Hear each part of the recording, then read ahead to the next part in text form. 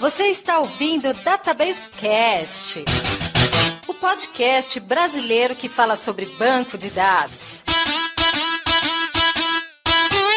Olá pessoal, meu nome é Mauro Picchigliani e eu trabalho com SQL Server desde a versão 6.5.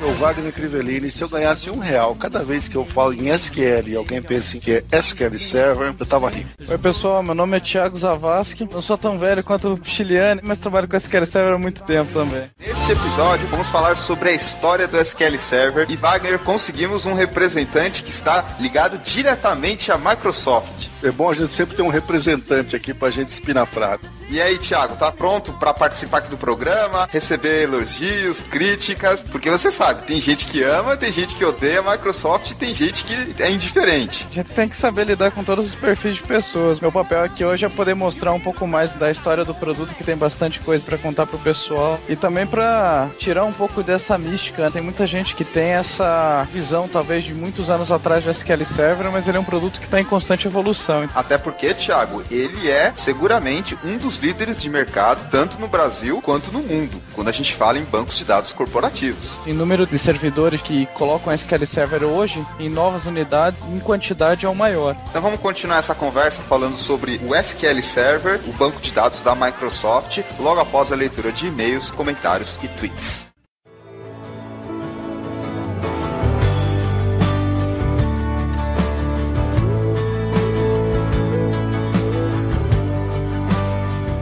Diretamente da Campus Party, Wagner, estamos aqui fazendo a leitura de e-mails, comentários e tweets na parte de interatividade do Database Cast em relação ao episódio 29, Trabalho no Exterior, onde eu, você, o Lauro e o Yuri comentamos sobre todo o processo de trabalhar fora do Brasil, com banco de dados. Pois é, Mauro, esse é um assunto que, como eu esperava, muita gente também estava esperando a gente fazer um podcast sobre isso. Porque é um tema que chama a atenção de todo mundo. Todo mundo tem uma ideiazinha de um dia para o exterior e acho que valeu a pena esperar. Espero que o pessoal tenha gostado. Lembrando novamente que a gente sempre lê os e-mails enviados para o databasecast@gmail.com, os melhores tweets que tem de alguma forma a menção do @databasecast, os comentários na página. Eu separei aqui primeiro, Wagner, o e-mail do André Gomes. Ele escreve o seguinte: boa noite, Mauro e Wagner. Gostei muito dessa troca de impressões que o Yuri e o Lauro passaram para nós. Tenho muitos colegas que sonham em trabalhar no exterior por acharem que é um lugar melhor para se viver, levando em consideração custo de vida, segurança, qualidade de vida, etc.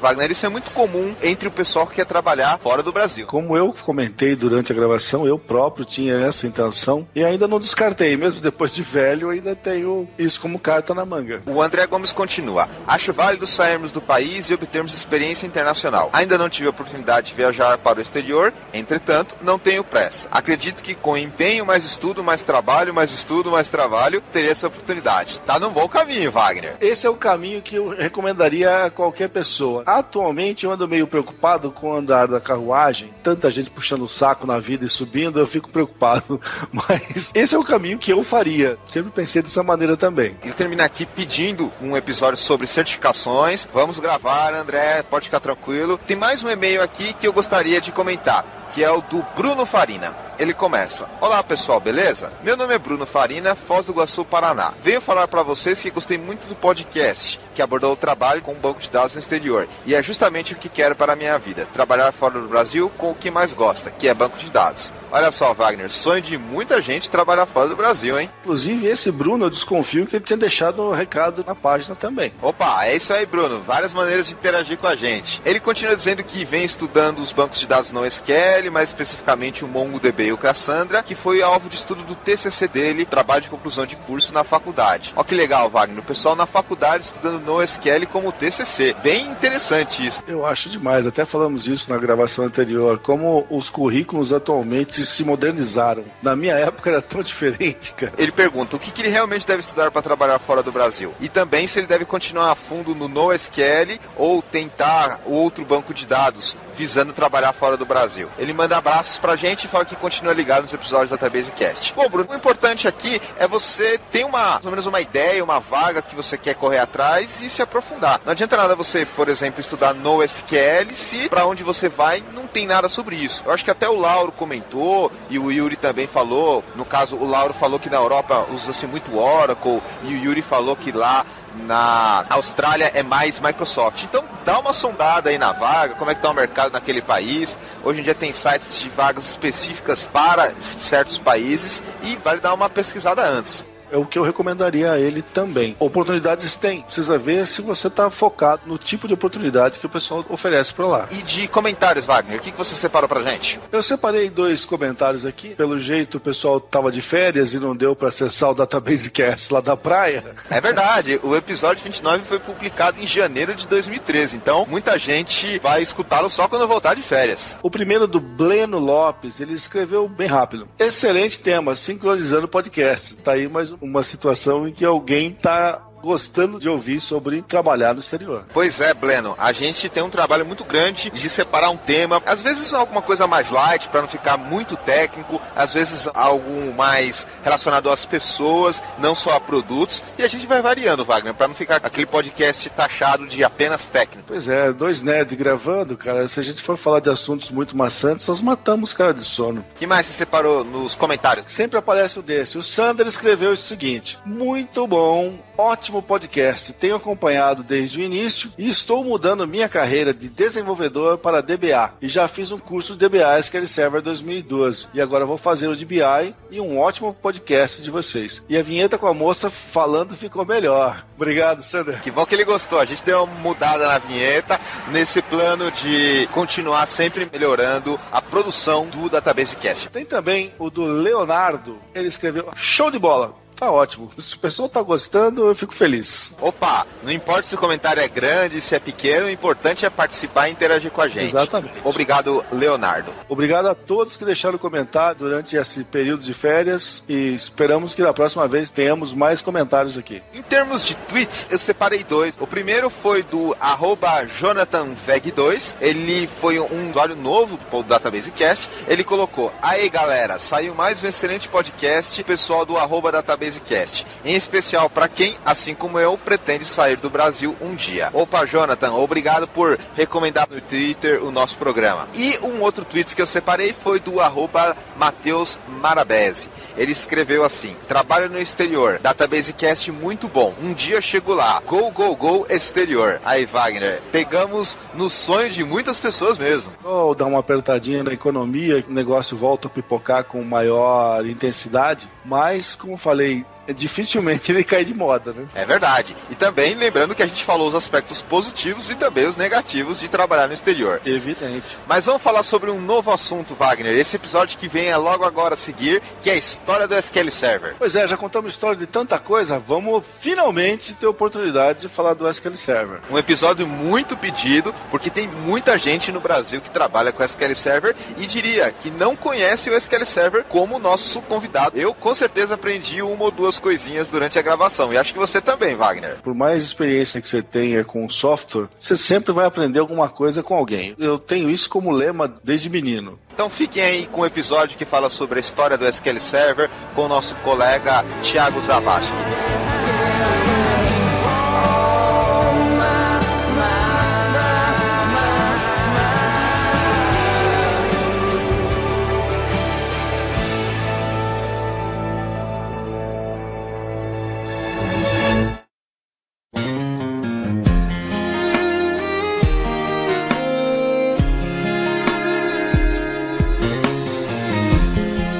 Agora vamos falar sobre o SQL Server com o nosso convidado Thiago Zavascki. Thiago, que é um profissional que está trabalhando com o SQL Server atualmente, ligado à Microsoft. Mas antes disso, Thiago, fala um pouco pra gente como é que você começou na área. Você começou com programação, com infra, com suporte? Muito tempo atrás, bem antes até mesmo de eu fazer minha graduação, eu desenvolvi em PHP e usava MySQL, Postgre, então já usei bastante outros bancos de dados e conheço razoavelmente um pouco pouco dos demais também. Depois eu fiz uma faculdade de Ciência da Computação na PUC do Paraná. Na sequência fiz meu mestrado lá em Curitiba também, pela PUC. Fiz um mestrado na área de reconhecimento de padrões. Não é muito ligado com banco de dados, mas é uma área bem interessante. Trabalhava muito com desenvolvimento também, então comecei com a plataforma .NET, programador principalmente na parte web, mas fazia alguns projetos para Windows Forms também. E comecei a trabalhar muito forte com banco de dados, principalmente relacionado à área de Business Intelligence. Eu tenho proficiência tanto na parte relacional, a engine de banco de dados mesmo, que é o que o pessoal imagina quando a gente fala SQL Server, quando fala MySQL, Oracle ou qualquer outra, mas também nos produtos auxiliares, que são relacionados à parte de inteligência de negócio. Depois cheguei numa hora que falei que o que eu gosto mesmo é banco de dados, então vou seguir mais forte nessa linha. Você começou a trabalhar com qual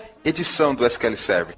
Eu comecei a trabalhar a partir do SQL Server 2000, trabalhando na área de suporte Premier, como um Premier Field Engineer para a Microsoft. Tanto na parte reativa, todo mundo pensando no suporte quando dá problema, mas na parte proativa também.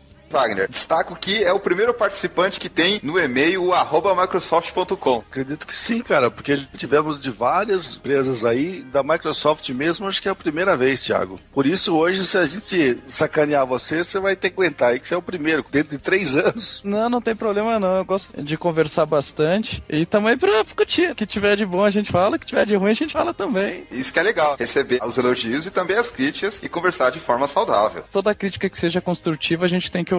Eu tô brincando com isso porque eu comecei em banco de dados também com SQL Server e hoje trabalho com DB2 em função da empresa onde eu tô trabalhando. E eu ouvia muitas piadinhas a respeito de SQL Server durante minha vida inteira, que o SQL Server é banco de dados de brinquedo, isso e aquilo. E eu contava pros amigos, cara, o SQL Server é um baita produto. O problema é que a imagem que os meus colegas DBA tinham é de SQL Server como um produto ruim. Não é. É um produto muito bom. Wagner, aproveitando que você está comentando a sua experiência, você começou a trabalhar com qual versão do SQL Server? E como é que foi a sua experiência no começo? Tá, não vamos falar de experiência, vamos falar de contato. O meu primeiro contato com o SQL Server foi com a versão 6.5. Foi um contato assim delicado, com romance, com cortejo, ou foi a seco? Sim, ele foi educado, me respeitou, chamou de mocinho, nossa, bacana o negócio. Olha só, pagou jantar também. Pagou, trouxe flores, mandou chocolate. Muito bom. Aí você apaixonou. Apaixonei, me entreguei de corpo e alma.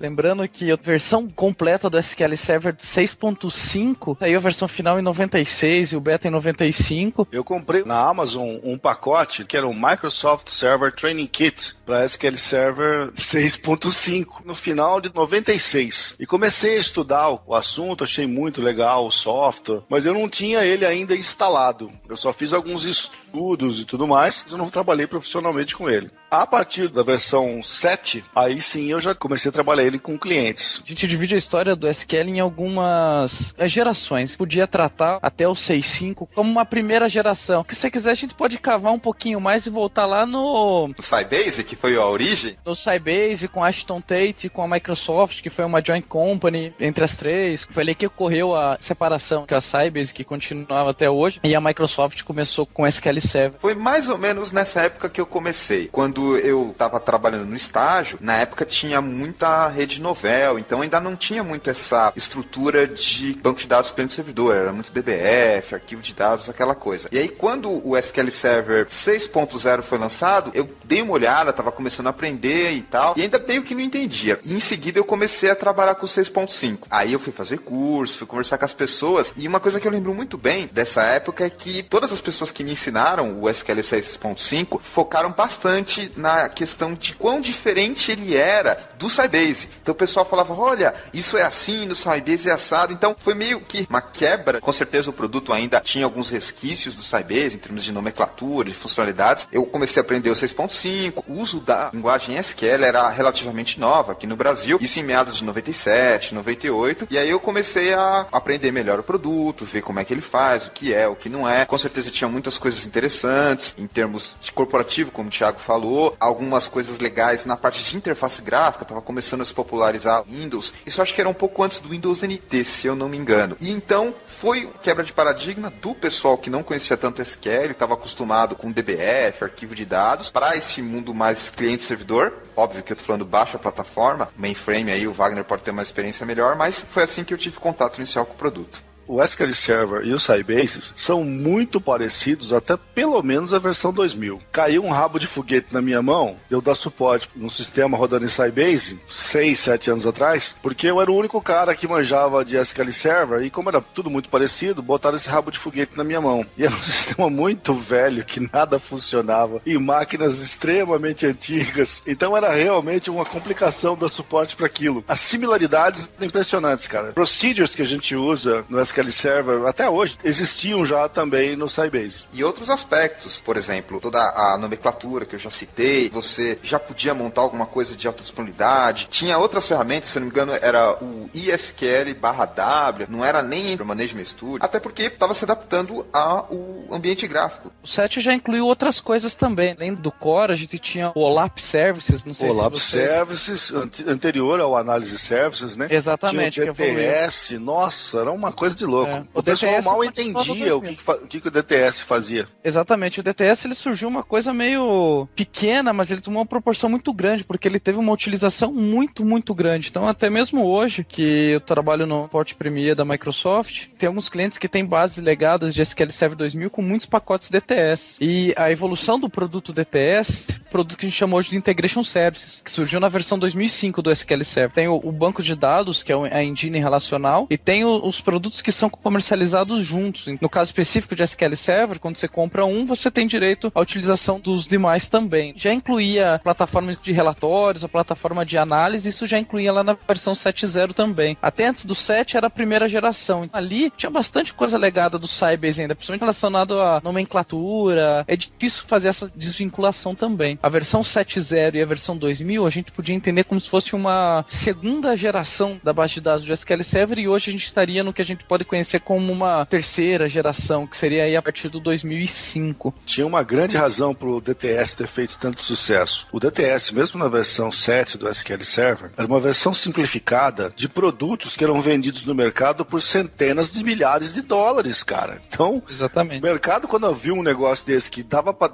ter o início de algum tipo de tratamento de dados de ETL sem usar produtos caríssimos, nossa, todo mundo ficou doido. Por isso que o negócio deslanchou dessa maneira. Foi uma enorme sacada da Microsoft embutir isso no produto dele. Assim como o OLAP, que veio de uma compra, de uma empresa. Exatamente. Isso aí foi um grande sacada da Microsoft para ganhar mercado com o produto de banco de dados deles, porque ninguém botava fé no Windows e tudo mais. E incluindo essas duas coisas, o market share da Microsoft disparou assim, logo depois que o produto foi lançado. Exatamente. O pessoal do mainframe começou a ficar um pouco incomodado, Wagner, quando saiu o SQL 7? Esse pessoal não ligava, eles não se sentiam afetados pelo produto que a Microsoft oferecia. Mas outras de plataforma baixa, sim, roubou um monte de cliente de um monte de empresa aí que estava estabelecida já. Que é bem o perfil que você comentou mesmo, Wagner. É que são paradigmas bem diferentes quando a gente está tratando plataforma alta e plataforma baixa aqui. Hoje em dia que a gente tem máquinas bem robustas na plataforma baixa que conseguem se equiparar à estabilidade e poder de processamento que a gente tem também com mainframes. Era o que eu ouvia muito do pessoal da Oracle. Eles destacavam 2 pontos do SQL Server 7 que para eles eram muito diferentes do Oracle.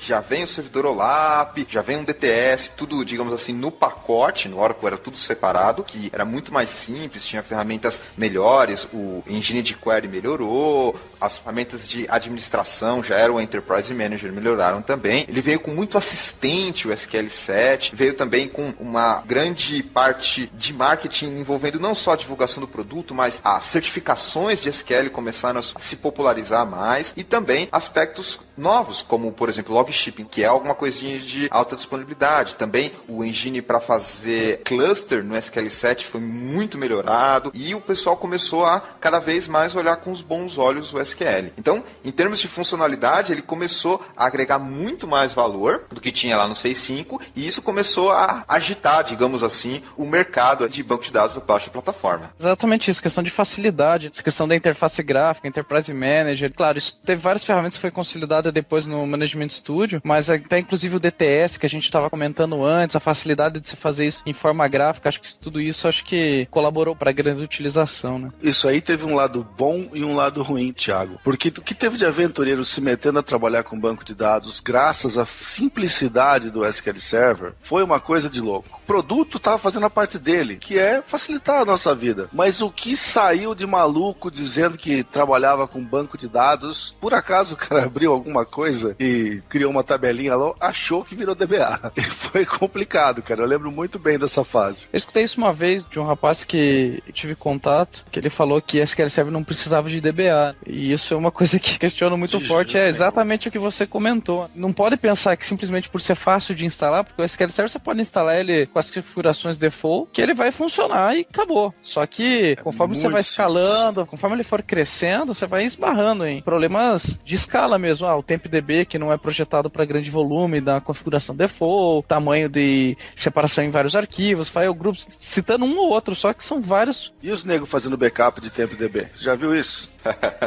Backup de TempDB, quando é que fazem backup? Eu já vi, cara. Tem uns problemas, inclusive, de nem fazer backup. Às vezes é melhor fazer de mais do que de menos, né? É verdade. Melhor fazer errado do que não fazer nenhuma, né? Quando você fala pra ele que a TempDB é reconstruída toda vez que o SQL Server inicia, ele vai olhar, mas por quê? Infelizmente isso já aconteceu comigo também. Mas fazer o quê? Ossos do ofício. Com toda certeza. Thiago, só pra contextualizar, SQL Server 7 de lançamento foi mais ou menos... O 7.0 chegou em 99. Era com o codinome Sphinx. Você tem cliente ainda com SQL 7? Eu acho que existe alguma coisa bem legada assim, mas os clientes nem comentam mais. E uma coisa que é importante de mencionar é que o SQL 7.0 ele já saiu do suporte Microsoft. Inclusive o próprio SQL Server 2000 encerra o suporte estendido dele agora em abril. Em abril de 2013. Pra quando a pessoa estiver escutando esse programa, já tá se arrependendo. Encerrando o ciclo de suporte, a gente como fabricante não dá mais suporte em cima desse produto. Agora, o suporte estendido também é importante ressaltar que ele serve para correções relacionadas à segurança. Se porventura seja encontrado algum outro bug ou alguma outra correção que não seja correlacionada à segurança, diretamente a gente não faria. Tem algumas formas que grandes empresas podem entrar em contato com a Microsoft para continuar tendo suporte após esses períodos, mas obviamente existem negociações de contrato.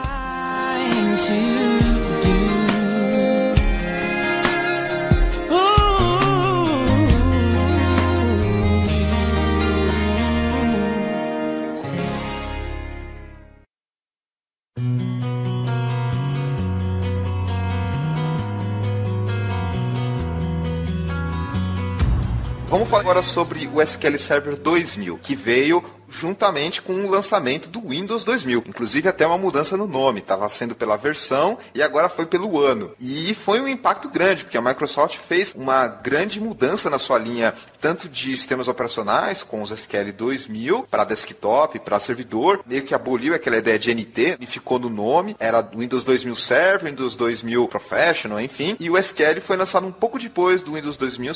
Eu tenho algumas datas aqui, ó. Em setembro de 99 saiu o primeiro beta do SQL Server 2000, que era a versão 8.0, codinome Shiloh. Beta 2 saiu em abril de 2000 e em agosto do ano 2000 saiu o SQL Server 2000. Então o SQL Server 2000 é um produto realmente de praticamente 13 anos atrás. Quais foram suas primeiras impressões com esse produto, Thiago? Nessa época eu olhava o produto mais com olhos de desenvolvedor. Eu lembro que teve um grande impacto, principalmente por ter uma interface gráfica bacaninha lá, o Enterprise Manager. DTS também eu brinquei um pouco. Na verdade eu não tinha muita dor de cabeça com ele. Acho que isso é o melhor pro desenvolvedor. Porque às vezes tem aquela rixa, o desenvolvedor não gosta do cara de banco, que o cara de banco senta com o pessoal de infra, e o desenvolvedor não gosta do pessoal de infra, o pessoal de infra não gosta de desenvolvimento. Quer dizer, isso não existe mais. A gente sabe que isso não existe mais. Mas acontece também. Constantemente ouço isso. O cara tem contato com algum fulano que não se garante, então ele faz pose de gostosão, o desenvolvedor ficar na dele. O DBA é um baita de um chato. Cara, eu só vejo o nego que faz isso, é tudo aqueles bosta que não se garante, aí o nego fica botando banca pra ver se intimida quem tá ouvindo ele. E é um negócio que não faz sentido, cara. Eu também concordo com a tua visão. Eu trabalhar numa fábrica de software, se você tem uma equipe, você tem que entregar e tem que trabalhar alinhado. Infelizmente eu já vi alguns DBAs que tem aquela posição de dono dos dados, sabe? Isso. Talvez você tenha sentido isso já também. Trabalhando com SQL Server, Oracle, DB2, Informix, o que quer que seja, tem DBAs que tem esse perfil, aquela pessoa um pouco mais introvertida, mais fechada. O dado é meu, eu boto do jeito que eu quero, não aceito sugestões, e às vezes é complicado de lidar. Magra, quais foram as suas impressões quando lançou o SQL Server 2000? Cara, quando eu vi o 2000, eu fiquei muito bem impressionado, porque eu gostava já da versão 7 do SQL, porque eu achei uma ideia muito boa da Microsoft lançar um pacote de ferramentas acompanhando do banco de dados. Isso era um negócio um tanto quanto inovador, eu não conhecia nenhum outro que fizesse coisa parecida. E quando eu vi o 2000, que era muito melhor que o 7, mas muito mesmo, nossa, eu fiquei muito bem impressionado, eu gostei muito. Eu trabalhei direto assim com o 2000 durante uns 5 anos, facinho, e ano passado mesmo eu estava dando suporte para a base 2000 num cliente. Pois é, o SQL Server 2000 teve um impacto grande, mas eu considero que as mudanças que ocorreram entre o SQL Server 7 e o 2000 não foram tantas e tão importantes quanto as mudanças que ocorreram do 6.5 para o 7, mas foi muita coisa importante. Comercialmente falando, eu não vejo o 6.5 como uma versão comercial, um negócio parrudo que você bota fé nele e põe para funcionar. E também foi o banco de dados que começou a ser impulsionado pela internet, que também estava começando a se popularizar nessa época, a época da bolha da internet. Então também teve um impacto do mercado quanto a isso. Começaram a se utilizar muito o SQL para fazer hosting, para fazer sistemas de e-commerce, que foi muito forte, e ele atendia essas necessidades. Ele tinha essa origem, digamos assim, nos sistemas mais RP, cliente-servidor, mas ele foi bem portado nesse novo cenário. Inclusive, as edições diferentes. Aliás, deixa eu até abrir a oportunidade aqui para o Thiago explicar a diferença entre edição e versão, que é uma dúvida muito comum. Então vamos lá. Versões, entendam-se por o produto mesmo. A gente tem a versão 7.0 do SQL Server 7.0. Temos a versão 2000 do produto, SQL Server 2000. O modelo de comercialização do SQL Server é um modelo um pouco diferente dos demais competidores. Talvez não necessariamente na nomenclatura. O que a gente chama de edições é como se fossem subversões do produto. Mas, por exemplo, a gente tem edições que a gente chama de edições standard, edições padrões, que atendem a grande maioria dos cenários que não necessitam de alta disponibilidade ou de recursos avançados. Então é o que a gente chama de versão standard. A gente também tem agora a versão que a gente chama de versões enterprise, ou seja, para grandes corporações que realmente necessitam de features relacionadas à disponibilidade ou mais avançadas, a gente recomenda essa versão enterprise. A gente não comercializa o produto, por exemplo, o SQL Server. Se eu quero utilizar recurso de cluster, se eu compro esse feature e agrego no meu produto. Se eu quiser ter recursos de replicação, se eu quiser ter recursos de segurança avançados, que eu sei que é o caso que a Oracle faz também, tem opcionais que você vai colocando no produto. O SQL Server é uma versão que é completa. Você compra Enterprise e está tudo lá dentro. Não precisa se preocupar se o produto vai ter aquilo ou não. Se vai ter aquilo ou não, é que a gente faz a separação via edições. Essas edições realmente que daí variam a precificação principalmente. Basicamente é isso. Versões é a parte grande, o produto mesmo. E edições são subdivisões desse produto, onde uma engloba o que a outra tem. Tudo que é standard tem, a Enterprise tem, por exemplo. Você falou de precificação, isso me lembrou um detalhe. É engraçado que durante muitas décadas até, a gente teve uma imagem ruim do tal do Bill Gates, né, da Microsoft, no começo aí, anos 2000, e achava muito bom o Ellison da Oracle e o Jobs da Apple. Que esses caras assim, pelo amor de Deus, é tudo dos caras, é caro pra burro, você tá na mão dos negros pro resto da vida e os caras adoram, acha lindo. Eu não consigo entender um negócio desse. Modelo de negócio é uma coisa complicada, tem espaço no mercado para todo mundo. Também está ligado com algumas características. Por exemplo, uma edição chamada Developer, ela vai ter as funcionalidades, por exemplo, você pode fazer views indexadas, ou você pode fazer determinado tipo de índice. E além disso, limitações. Você pode ter a quantidade de memória do computador que ele vai utilizar, ou núcleos de processador. Se bem que na época não se falava tanto em núcleos. E também o sistema operacional. Certas edições você não pode instalar em certos sistemas operacionais. Sem querer entrar muito em detalhe, é bem complicado, às vezes, até você descobrir qual é a melhor edição daquela versão para o seu cenário. Óbvio que nesses casos você tinha desde a mais simples, que era o antigo MSDE, que é o Microsoft Desktop Environment, que veio lá com 7, 2000 e agora virou Express, que seria, digamos, a versão royalty free, óbvio que com suas limitações, até a mais avançada, que é a Enterprise, essa que você comentou. Inclusive tem mais do que uma versão da Express, você tem a Express with Advanced Services. A partir do 2005 você já tinha isso, no 2000 você tinha a MSDE, realmente, que era bem mais limitada do que a versão Express, que surgiu no SQL Server 2005. 2005. Também surgiu o que a gente chama de SQL Server Compact, a Compact Edition. Inclusive, hoje a gente tem a Express. No 2012 saiu o que a gente chama de Express Local DB, recomendada para os desenvolvedores seguirem, porque ela é uma versão mais leve que a Express, mas é baseada já em instância. Teve uma evolução grande. Essa questão de edição veio com a SQL Server 7, mas com o 2000 que ela começou a ficar um item que você deve considerar e pensar muito bem, porque depende muito do que você quer fazer. Outra coisa interessante que veio com o 2000, não logo no lançamento, mas um pouco depois, foi a possibilidade de você ter a versão 64 bits. Na época se falava muito em Itanium,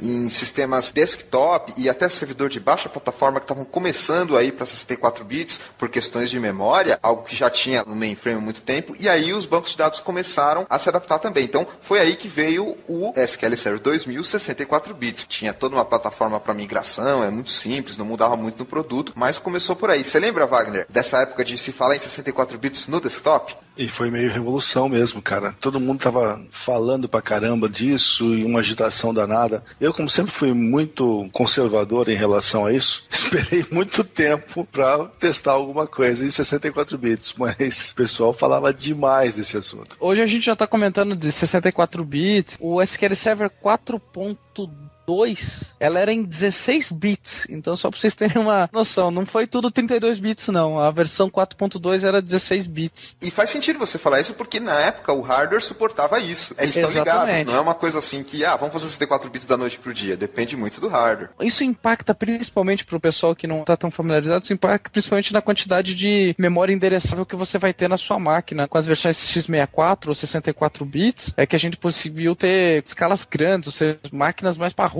para suportar essas nossas bases de dados, né? Eu lembro que na época do SQL 2000, eu estava muito envolvido com treinamento oficial, certificação, e realmente teve uma procura muito grande, as pessoas queriam bastante, muito pelo fato de você ter a popularização da internet, serviços de e-commerce e hospedagem, e o pessoal queria bastante, apesar que você não tinha uma web tão dinâmica quanto a gente tem hoje. Então isso impulsionou muito o produto, tanto é que na época a Oracle veio com o Oracle 8i, que é o i de internet, toda aquela ideia para se adaptar também. Então, isso foi uma coisa que impactou bastante nos bancos de dados. No SQL Server 2000, a gente já tinha suporte ao padrão SQL, Wagner, se eu não me engano, já era o 92. No 2000, acho que era o 92. No 7, acho que ainda não tinha suporte a tudo que tinha no 92. Ainda não tinha recursos adicionais. Você podia fazer uma chamada, lá um objeto OLE, utilizando a tecnologia de componentização COM e DCOM. Pré-.NET já tinha muito suporte a views indexadas, foi uma coisa nova no SQL 2000. O Profiler melhorou muito para você capturar as instruções, melhorias no próprio servidor OLAP, que começou a chamar Analysis Services no SQL Server 2000, bastante coisa legal também no DTS, e você começava a perceber que o produto estava evoluindo de uma maneira muito interessante. Tanto é que ele foi o produto que ficou mais tempo sem ter versão. E eu lembro que o pessoal reclamava muito, quando é que vai vir a nova versão do SQL? Mas isso tem um pouco a ver com o que estava acontecendo na época, que foi o .NET. Aconteceu muita coisa aí, seja na questão de padronização, conforme vocês comentaram, da versão da 92, também o formato XML estava se consolidando, a W3C finalizou, digamos assim, o padrão XML no ano de 2001, se não me falha a memória, então por isso que o SQL Server 2000 ele dá suporte só parcial ao XML. Surgiu o .NET, o .NET Framework, para fazer esse desenvolvimento. Essa unificação de desenvolvimento na plataforma Microsoft. Exatamente. Veio um boom muito grande nesse gap de 5 anos. Realmente foi um gap grande. Hoje, conforme a gente vai falar, vamos ver que o ciclo de lançamento dos produtos está muito mais estreito e com várias frentes, então a gente já vai chegar lá nessas frentes diferentes. Isso ajudou bastante. Inclusive, a parte gráfica para o Management Studio que surgiu no SQL Server 2005, ele já era feito utilizando o .NET. Entrou também suporte para você poder colocar objetos de base de dados, triggers, funções que são codificadas em .NET. Tem junto do SQL Server 2005 a Framework 2.0 rodando lá com ele. Você classificaria mais como evolução ou revolução? Um pouco de cada coisa, porque evolução é que muitos dos clientes que estavam utilizando o 2000 estavam esperando, outros players de mercado também estavam evoluindo bastante nessa época também, e revolução também, porque a facilidade, aí cai naquilo que o Wagner estava comentando antes, a facilidade da utilização do produto, você tem muito wizard, você tem muita facilidade de fazer pela interface gráfica. Claro, é sempre importante saber o que está fazendo antes de fazer, isso é uma coisa que eu sempre falo, não é vergonha não saber, vergonha é fazer besteira e ficar com medo de assumir depois, sem contar pra ninguém, acho que isso que é o maior problema. Mas o 2005 também foi uma grande revolução, foi um boom muito grande, inclusive uma das maiores bases instaladas que a gente deve ter hoje do SQL Server deve ser da versão 2005, sem sombra de dúvidas, principalmente pelo grande suporte ao x64. Então, quando a gente estava na arquitetura 32 bits, ainda mesmo que o SQL Server 2000 tenha surgido para a arquitetura x64, se eu não me engano, ele surgiu só para a plataforma Itanium.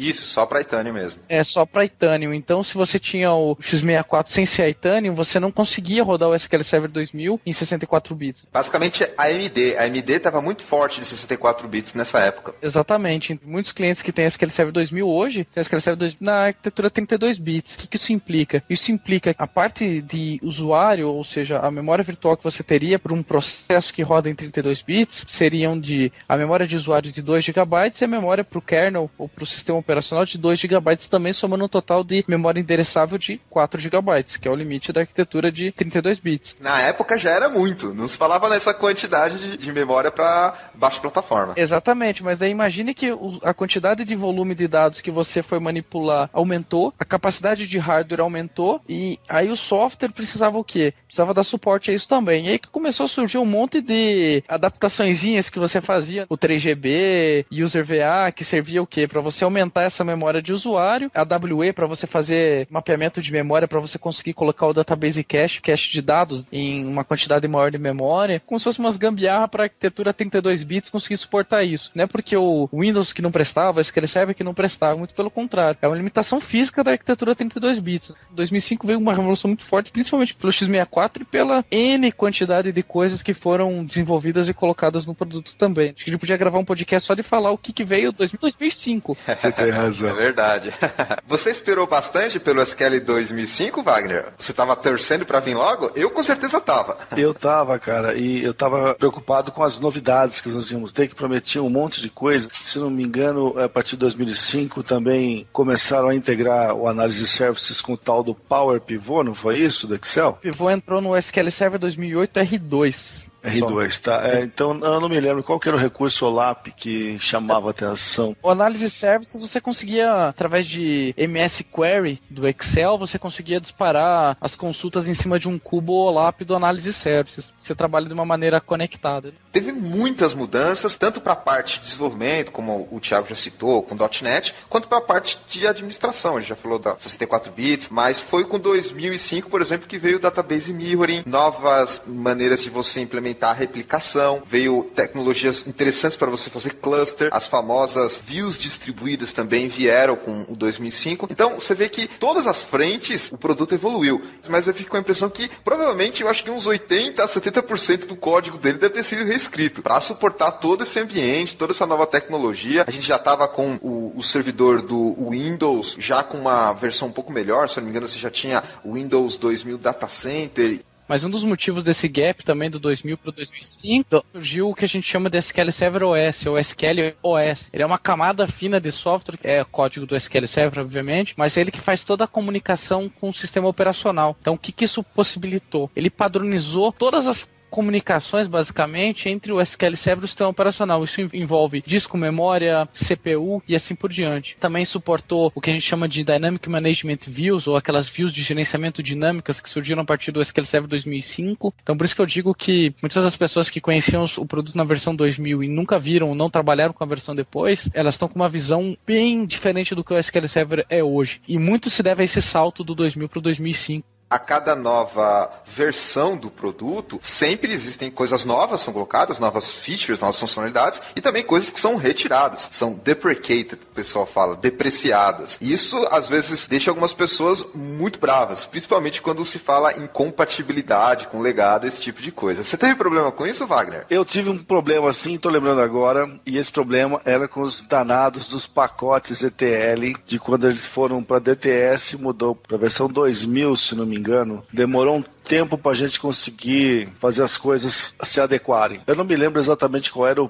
problema que dava, mas existia uma certa incompatibilidade. Você lembra disso, Thiago? A coisa que eu mais pego hoje em clientes, principalmente que estão migrando aí da versão 2000 para as versões mais recentes, é a questão da compatibilidade dos pacotes DTS com Integration Services. Particularmente recomendo a reescrita desses pacotes, principalmente porque Integration Services veio com uma granularidade maior de tarefas, para você ter que codificar menos. Então você tinha muito script no DTS, e o Integration Service ele também suporta 64 bits, que é aquilo que a gente comentava, para ele poder trabalhar muito melhor, porque ele trabalha basicamente em memória. Então isso é uma coisa que pega bastante em cenários de migração. Muita coisa que fala depreciado, retirado do produto, realmente tem as features novas, tem aquilo que a gente marca como depreciado, que ainda funciona 100% no produto, mas que pode ser removido e vai ser removido em versões futuras, e tem coisas que são removidas. Então, por exemplo, teve uma coisa que surgiu no SQL Server 2005, que era o suporte Web Services direto do SQL Server. Integração lá com o Internet Information Service. E aí, no 2008, ele já foi marcado como depreciado, em favorecimento à plataforma de Web Services já de desenvolvimento mesmo. Você já cria um Web Service utilizando as tecnologias de desenvolvimento e não as tecnologias de banco de dados, porque, na verdade, você só vai estar expondo mais o seu banco de dados, tendo que colocar um IS, aumentando a área de superfície do seu banco. Talvez as duas maiores dores que eu vejo hoje são os pacotes DTS, e também saindo do 2000, é que no 2000 no TSQL você podia fazer joins, left join e right join, colocando asterisco igual asterisco, e isso foi removido. Se você pegar as versões mais recentes, não funciona mais. Então essa talvez seja uma das dores de migração, de compatibilidade, acho que sejam as maiores, mas não é porque a Microsoft foi má, não, vou tirar o suporte disso. Foi justamente para adaptações aos padrões,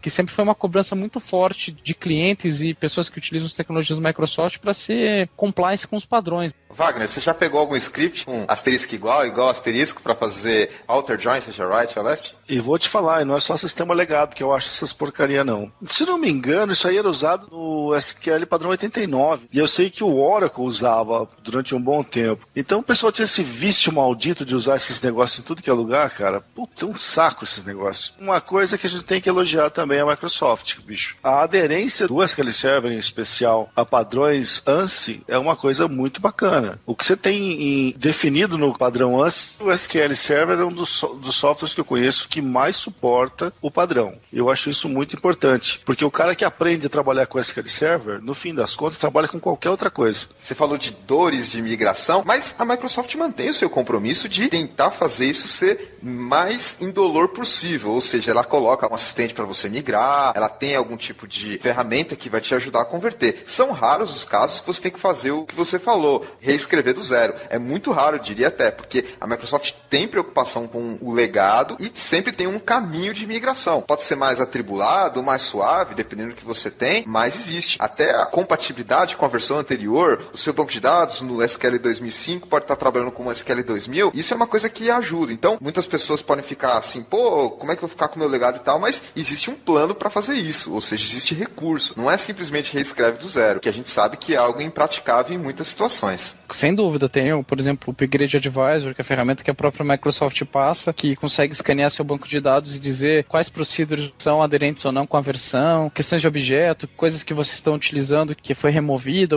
ou como está depreciada, deprecated. Então, você consegue ter uma ajuda aí, sim, sem sombra de dúvida. Você não sai reescrevendo nada do zero. Ou então, por exemplo, instalei o SQL Server 2008, quero rodar uma base com level de compatibilidade do 2000. Eu consigo. Então, a gente garante até 3 versões de compatibilidade. O 2008 e o 2008 R2 tendo-se ele como sendo a mesma coisa, compatibilidade de nível 100. O 2008/2008 R2 suporta bases desses dois caras, do 2005 e do 2000. O SQL Server 2005 suporta a base do 2005, 2000 e 7.0. O SQL Server 2012 é 2012, as duas do 2008 e a 2005. Isso é uma coisa bastante importante. Inclusive com o 2000 saindo de suporte e o 2012 entrando no mercado, aquele suporte, essa leva de compatibilidade do 2000 deixa de existir. Mas você vai falar, nossa, Thiago, a Microsoft é malvada. A Microsoft não é malvada não, porque se a gente for pensar aqui, são 13 anos para fazer essa mudança. Não é uma coisa que acontece da noite pro dia.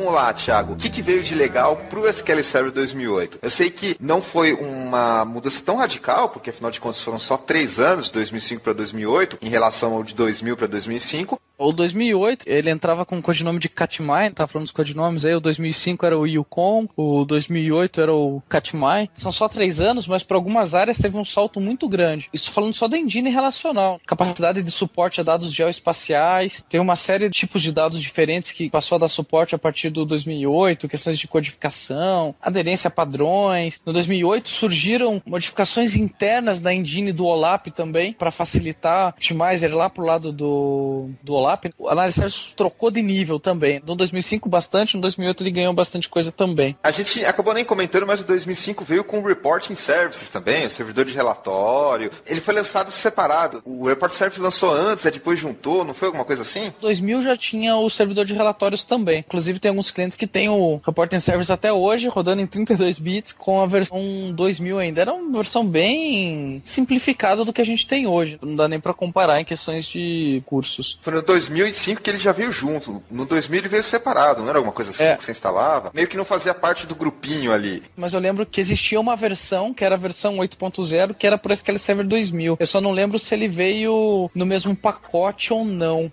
Se não me falha a memória, o Reporting Services entrou em 2005, feito um add-on, que nem o R2 do 2008, que foi lançado posteriormente. No 2005 já veio o pacote completo. Integration Service, Reporting Service, Analysis Services. No 2008 teve melhorias, inclusive no mirroring, no espelhamento de base de dados. Teve uma série de recursos. Compressão de dados foi uma coisa muito bacana, porque possibilita que as páginas de dados subam para a memória compactadas. Você começa a aproveitar melhor da tua CPU e aproveitar mais da memória, porque você tira mais informação de disco e coloca mais informação em memória por causa dessa compactação. Foi um salto muito grande para a própria Microsoft também. Nessa época, a base de dados do SQL Server já era uma base bastante consolidada. Eu acredito que o SQL Server já estava bem consolidado, mas ele entrou muito forte no mercado também. E nessa época, Thiago, foi lançado também o Windows 2008 Server. E eu me lembro bem que foi a época que começou a se falar muito sobre virtualização. Já se falava um pouco antes, mas nessa época aí já começou a, digamos assim, a ser explorado muito mais pelo banco de dados e pelo próprio sistema operacional. Exatamente. Tem pessoas que têm receio de fazer virtualização. A gente gravou um episódio do Database Cast só sobre virtualização. Mais uma que a gente sacaneou, coitado do entrevistado, porque, como sempre, nós DBAs com medo de botar coisa nova no ar.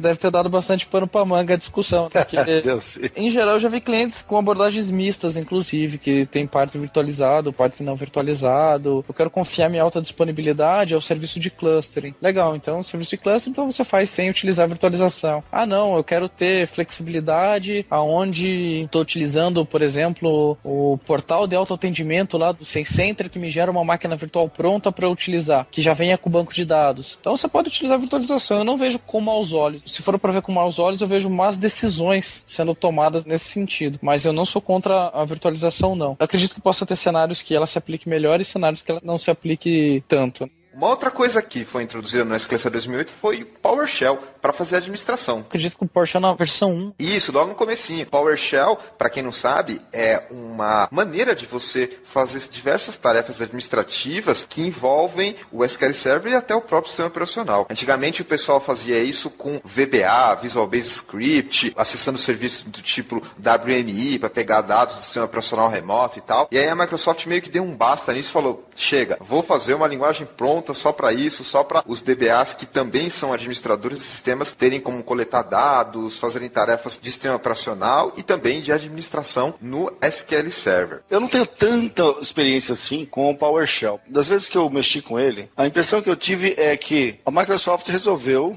adotar o padrão que se usa em todo o sistema operacional Unix, que tem o seu shell script embutido, seja ele que shell que você estiver usando. E o PowerShell me lembra muito as linguagens de script do shell. Né? Mas é exatamente isso que ele é, uma linguagem de script. Eu não sou o cara mais proficiente em PowerShell, não tenho vergonha de admitir. Ele não serve só para bancos de dados. Você tem lá os seus command lets para manipular, então você consegue manipular SharePoint, você consegue manipular SQL Server, você consegue manipular sistema operacional. Tem alguns DBAs amigos meus que eles eles utilizam muito o PowerShell, principalmente para fazer gestão de múltiplos servidores. Então você quer fazer rotinas que vão ser disparadas contra vários servidores. Cara, ao invés de criar o script e rodar em todo mundo, você pode fazer um script que seja reaproveitado. Obviamente que você podia fazer isso utilizando o .NET, utilizando outra coisa. O PowerShell tem vantagens de ele deixar, em geral, se você estiver usando o PowerShell de uma maneira adequada, o script mais enxuto. O PowerShell tem alguns paradigmas que são associados a ele, ou seja, se você programar em PowerShell como se estivesse programando em C#, vai dar a mesma coisa. Você vai ter 50 linhas de código e 50 linhas de código.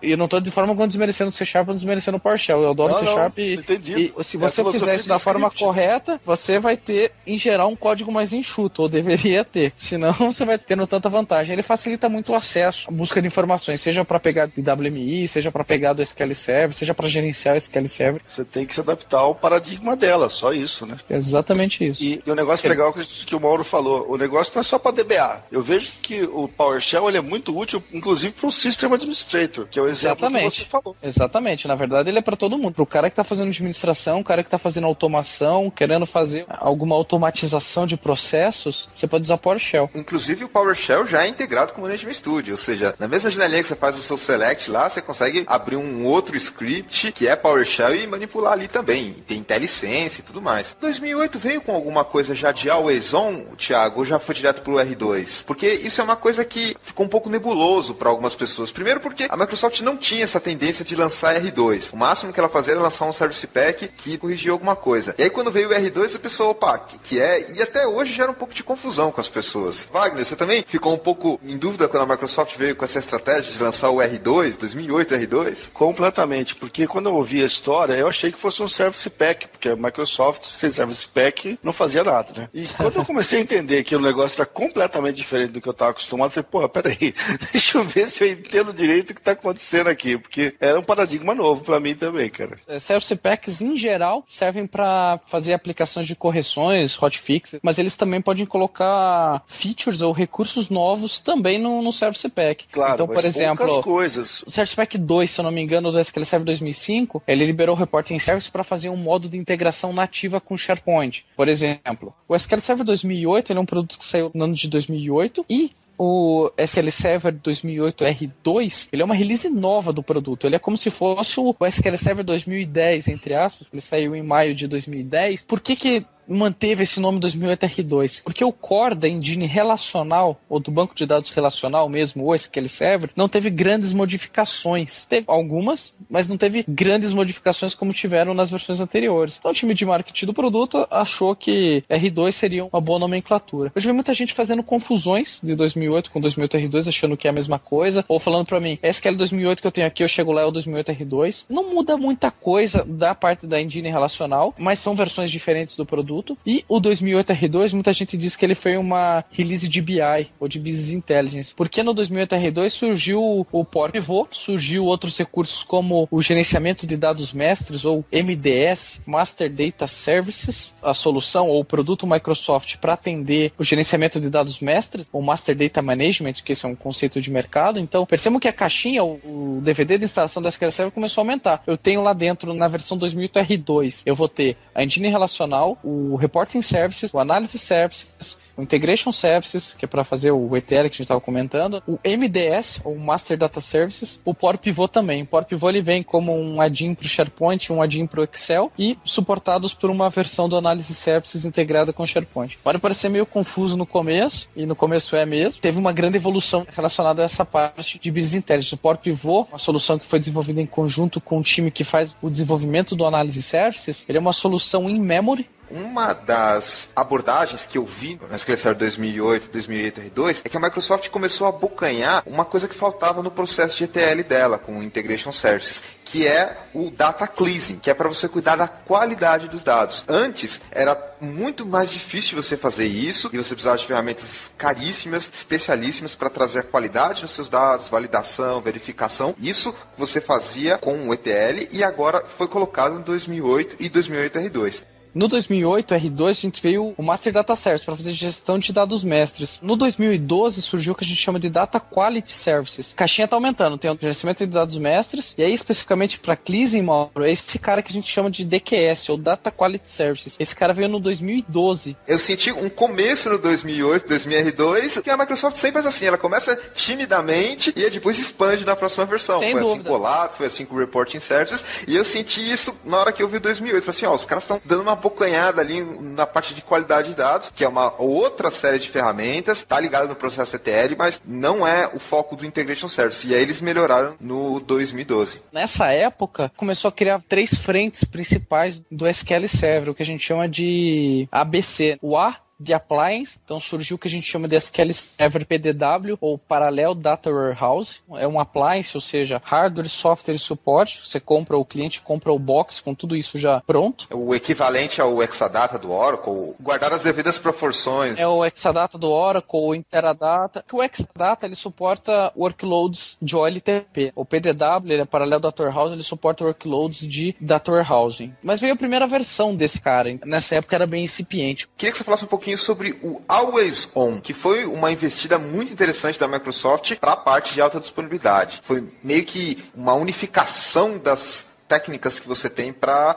alta disponibilidade e também disaster recovery. Veio algumas versões betas do Always On, integrado ao engine do SQL Server 2012 também. O Always On, ele veio como produto mesmo no SQL Server 2012. No 2012 você consegue o Always On, onde você consegue ter um servidor primário e você consegue ter até 4 servidores secundários que são passíveis de leitura. E essa tecnologia também permite que você tenha failover automático e sincronismo entre essas bases. Que o sincronismo entre essas bases seja de forma síncrona ou assíncrona. Você consegue configurar isso. Imagina o seguinte cenário. O que tinha de bom na tecnologia de espelhamento de base de dados? Uma coisa que era muito boa é que você não precisava de uma solução de storage compartilhada entre as instâncias. Uma solução de cluster, você precisa ter o quê? Você tem um storage compartilhado entre 2 ou mais servidores, ou até por um só, mas não vai fazer muito sentido. Isso é uma característica desde sempre do SQL Server. Ou seja, você precisa ter um storage separado e precisa estar lá no Windows Compatibility List para você poder começar a fazer o cluster dele. E o cluster, seja ativo-ativo ou ativo-passivo, sempre shared nothing, ou seja, você não compartilha. Desde lá do SQL Server 6.5, se eu não me engano. Ou seja, nunca foi muito fácil, em termos de recursos, montar um cluster no SQL. Até diferentemente do MySQL, do Postgres. O Oracle também sempre precisou dessa parte de storage. Exatamente. Então, quando surgiu o mirroring, você conseguia espelhar as bases de dados, não espelhar a instância inteira,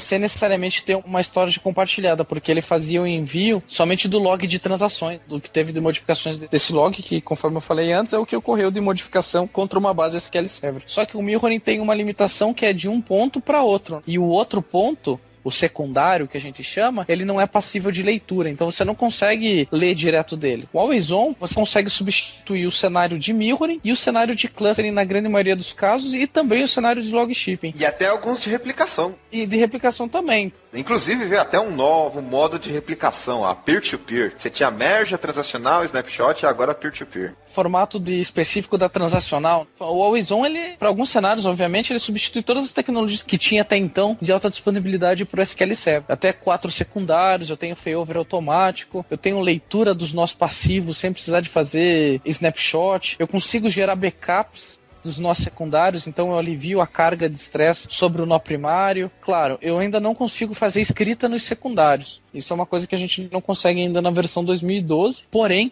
isso consegue aliviar muito a carga. É muito comum eu ter casos de relatórios, seja ele por aplicação ou reporting services, que são gerados em cima do quê? Da base de dados. Não tem nem data warehouse, não tem OLAP, não tem nada. Com o Always On, você pode manter exatamente a mesma estrutura e apontar esses relatórios para o secundário. Então você gastaria recursos computacionais de um outro servidor e liberaria mais o principal. Assim como o backup. O backup pode ser gerado nos nós secundários também, que operaria muito menos o nó principal. Uma tecnologia, na minha opinião, seja o carro-chefe do 2012. Vamos fechar aqui Wagner, quais são suas considerações finais em relação a esse programa? O que você achou dessa conversa histórica sobre o SQL Server? Cara, eu gostei muito do papo aqui com o Thiago. Pudemos discutir um monte de coisas aí do SQL Server. Eu sempre fui um entusiasta do SQL Server. Levei muita burdoada no começo. Como eu contei aí durante o programa, meus amigos me enchiam muito a paciência falando de limitações do SQL Server, que na verdade eles não entendiam do que nós estávamos falando. Eu gosto muito do produto e vejo ele tendo uma evolução muito bacana ao longo do tempo. Thiago, em primeiro lugar, obrigado por ter participado como especialista em SQL Server, foi bem esclarecedor a sua perspectiva histórica do produto e queria abrir esse espaço para você falar suas considerações finais, deixar os seus contatos e também algumas recomendações para quem quer começar a trabalhar hoje com SQL Server. Eu que gostaria de agradecer o convite, acho que foi muito legal conversar sobre isso, porque a gente vai revivendo partes, seja na nossa vida profissional, o pessoal que envolveu tudo isso, foi bem bacana. A Microsoft tem vários pontos de conhecimento